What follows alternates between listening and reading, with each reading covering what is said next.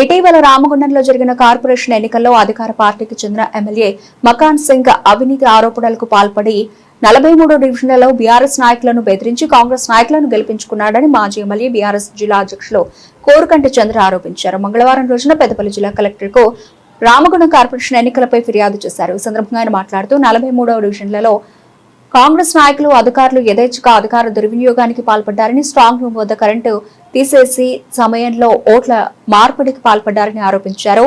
Ballot box open చేస్తే దాదాపు ఓట్లు అన్ని కాంగ్రెస్ కే పడ్డాయని, కానీ ఈ డివిజన్ల వారీగా ప్రజలు తాము బీఆర్ఎస్ కు ఓటు వేశామని తెలిపారని, దీన్ని బట్టి ఎమ్మెల్యే తన పదవీ బలంతో బ్యాలెట్ బాక్స్ లు తారుమారు చేశారని, తమకు ఈ విషయమే అనుమానం ఉందని, ఈ విషయంపై మరియు అధికార పార్టీకి తొత్తులుగా పనిచేస్తున్న అధికారులపై వెంటనే చర్యలు తీసుకోవాలని కలెక్టర్ను కోరారు.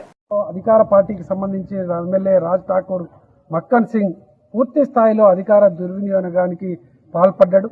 అక్కడ జరిగినటువంటి ఎన్నిక పూర్తి స్థాయిలో అధికారులు మరియు కాంగ్రెస్ పార్టీ నాయకులందరూ కూడా కుమ్ముక్కు అయిపోయి బీఆర్ఎస్ పార్టీ నాయకులందరూ కూడా బెదిరించి అక్కడ యథేచ్ఛగా రిగ్గింగ్ చేయడంతో పాటు రాత్రిపూర కరెంటు తీసేసి బ్యాలెట్ బాక్సులనే మార్చిండ్రు అనేది ఇవాళ మేమందరం కూడా భావిస్తా ఉన్నాం. కాబట్టి ఇవాళ కలెక్టర్ గారికి మేము ఫిర్యాదు ఇవ్వడం జరిగింది.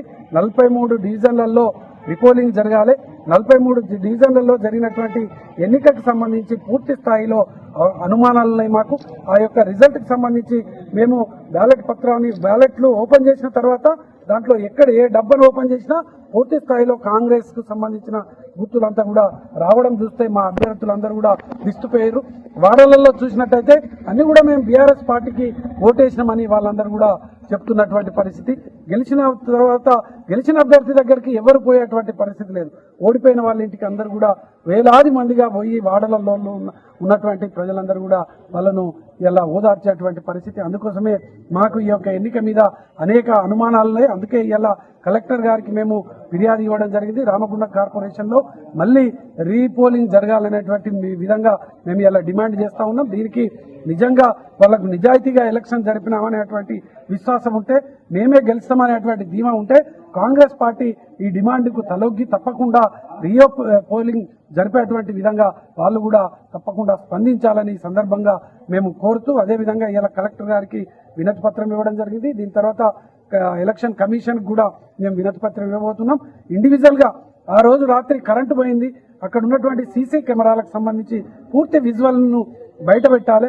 ఆ బ్యాలెట్ ను తీసుకొచ్చి ఎంతసేపు ఎక్కడ ఉంచారు ఏంది అనేది దీని పూర్తి స్థాయిలో విజువల్స్ అన్ని కూడా బయట పెట్టాలని కూడా మేము ఈ సందర్భంగా డిమాండ్ చేస్తూ, ఈ యొక్క అవినీతిపరమైనటువంటి అరాచకమైనటువంటి గూండాయిజమైనటువంటి అదేవిధంగా ఈ యొక్క అధికారాన్ని దుర్వినియోగం చేసి ఈ యొక్క ఎన్నికల్లో గెలవాలనేటువంటి ఒక దుర్మార్గమైనటువంటి పాలనకు చరమగీతం పాడాలంటే తప్పకుండా ప్రజలందరూ కూడా చైతన్యం కావాలని ప్రజలందరూ కూడా పిలుపునిస్తూ ఈ యొక్క సందర్భంగా కలెక్టర్ గారు నిష్పక్షపాతంగా దీని మీద రీపోలింగ్ జరిగేటువంటి విధంగా చర్యలు తీసుకోవాలని మేము డిమాండ్ చేస్తా ఉన్నాం.